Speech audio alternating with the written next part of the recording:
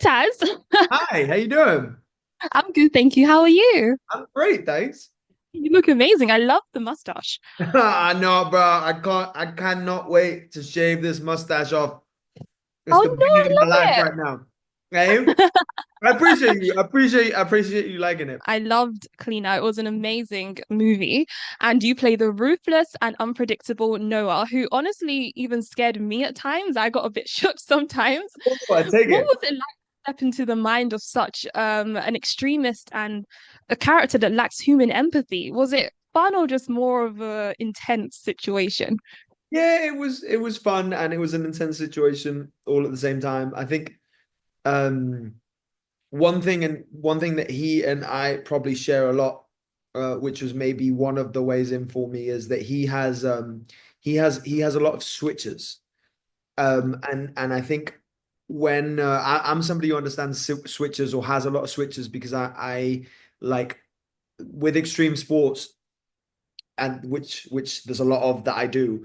There's definitely like a moment where you decide that it's happening beforehand, or from the moment where you've decided something is going to happen, you're going to jump off something, or you're going to start climbing something, or you're going to go down something.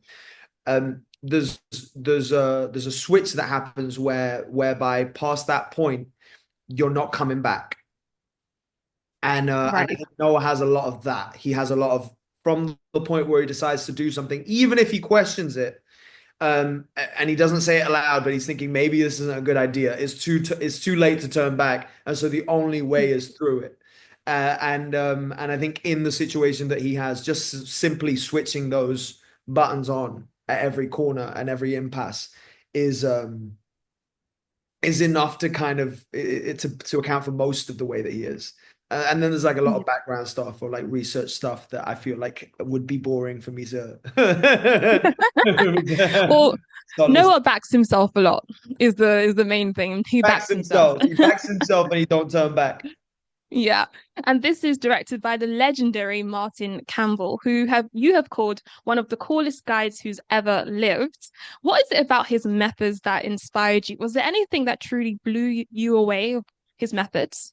He just um he is utterly convicted about what he wants to do and how he wants to do it. And he will not let anybody tell him otherwise or convince him that he is going to do something lesser. I think when we were doing the fights, I can't remember when, but I sat down next to him and he was like, "Are you tired?"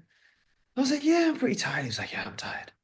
I'm like, "Really?" Because you don't see him it. Like Martin never looks like he's tired. He's always like wired and full of energy. And he's, more so than everybody half his age. Like he is relentless. And and I was like, "Yeah, you can't tell." He's like, "Yeah, well, you know, we're almost done. We've got to get through. I can't be tired." And he was like, "It makes me remember." And then he goes into story mode and he tells me the story. And it was the story of how the car flip in Casino Royale, the one, like I think the Aston Martin flips on the road and then it flips like 7 times or 8 times or something. It was the most car flips that a car had ever done in a take. And he tells me he tells me the story of how he did it. And he had he said he refused to cut it together. He refused to do a version of that scene where it was like the car flips and then another angle and then another angle. He needed it one take because only if he got it in one take would everybody know that he actually flipped the car that many times. And so I can't remember the exact number, but it was a ridiculous number of cameras that he put on that one scene. And he had, I can't remember how many Aston Martins, but it was a ridiculous number of Aston Martins that he had on standby to flip Whoa. and to trash in order to get this take. So he multiplied the odds by having, like, let's say 10 cameras. I don't remember what it was, but it was around that, like 10 cameras and 10 Aston Martins. So that was 20 attempts That to is amazing. 20 attempts each time he flipped an Aston Martin for one of those cameras to get it with perfect focus. And I think he got it in 2 tries, but like just those lens, like he blocked out an Yeah. entire day to do it. I just and that kind of persistence and immovability in his vision is something that he had across the whole film and across every single Right. scene. Even if the scene was just one line long, it was gonna be dope, and he wasn't gonna let you move on till it was dope. And you can really see that through the screen, that kind of innovation, that genius, and it really just makes everyone on set just want to match that level, doesn't it? You want to do good for Martin because Martin's doing good Yeah. for everyone else. And he is legendary in the action movies world. And I saw on Instagram that you posted that you had passed out during a scene. What happened in that? I imagine there was a lot of physical prep involved, especially Well, Martin, who likes to go hard. yeah, he does like to go hard, and because he like we had this like very healthy like to and fro thing going on where because he's always talking about like Jackie Chan this and like Daniel Craig that like he and he but in a good way like in a wonderful way but I just never wanted him to I never wanted him to see me hurt or I never wanted him to see me Yeah.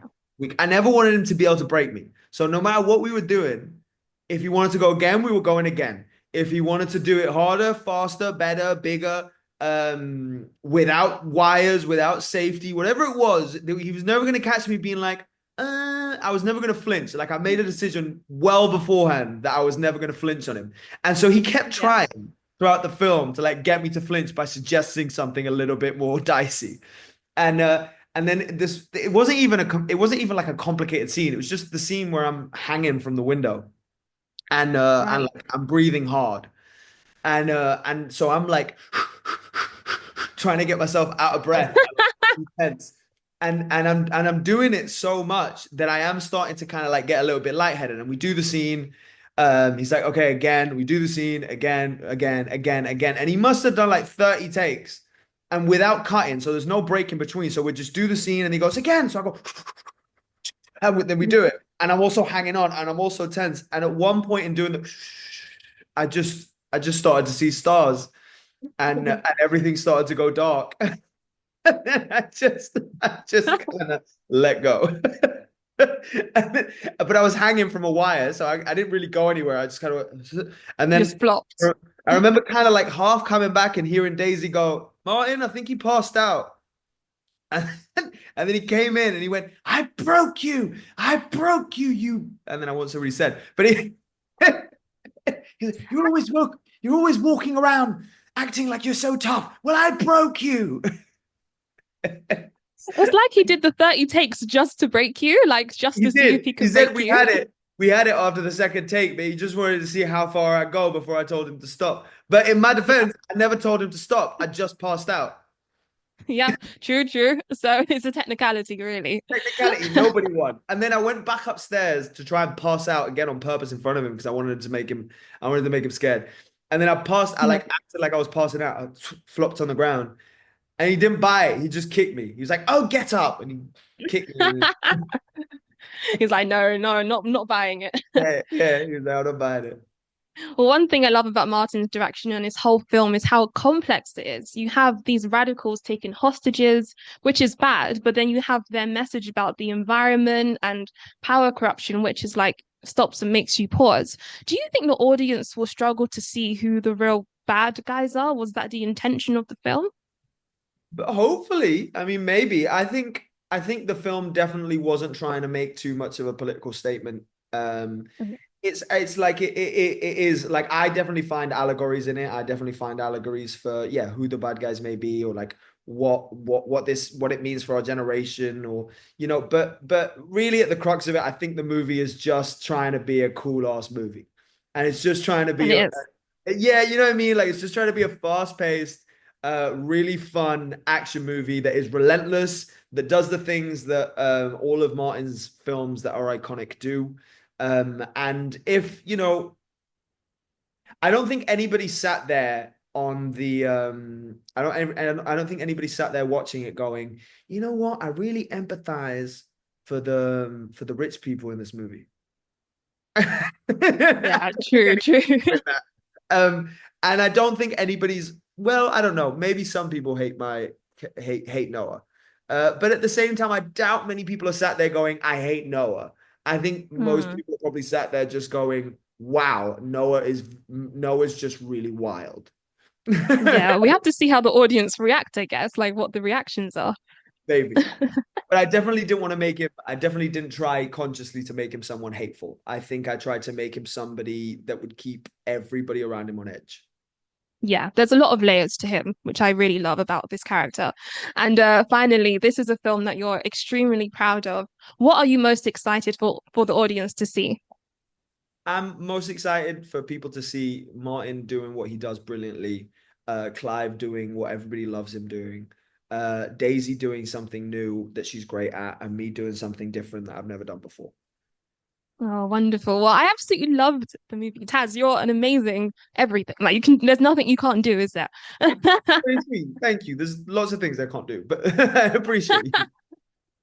Thank you so much for talking to me today, Taz. Have a great day. Thank you. You have a wonderful day too.